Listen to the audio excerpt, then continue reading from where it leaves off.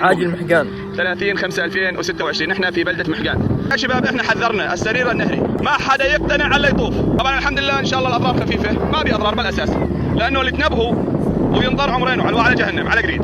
هاي محقان، بلدة محقان، وهاي العالم حاليا فين طافت. طبعا احنا نحذر زادينا الاعراق.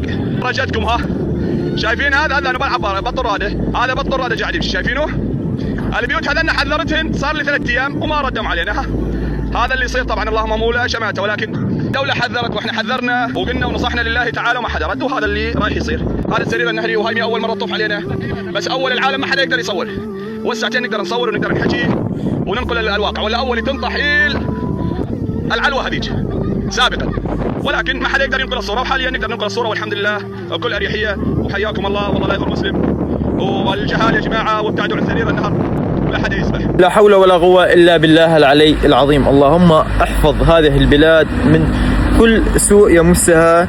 اللهم احفظ جميع اخواننا المستضعفين. اللهم احفظ جميع الناس يلي عم بيمروا بهاي المحنة يلي اجت من عند الله عز وجل، ولا اعتراض على حكم الله عز وجل. مثل ما شايفين شلون بلدة محقان بلشت تطوف اول باول. ان شاء الله يتم تسكير جميع العنفات اللي عم بتضخ حاليا باتجاه الشرق.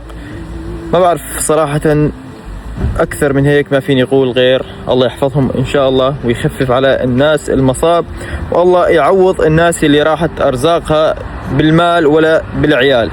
كان معكم اياد ترند، والسلام عليكم ورحمة الله وبركاته.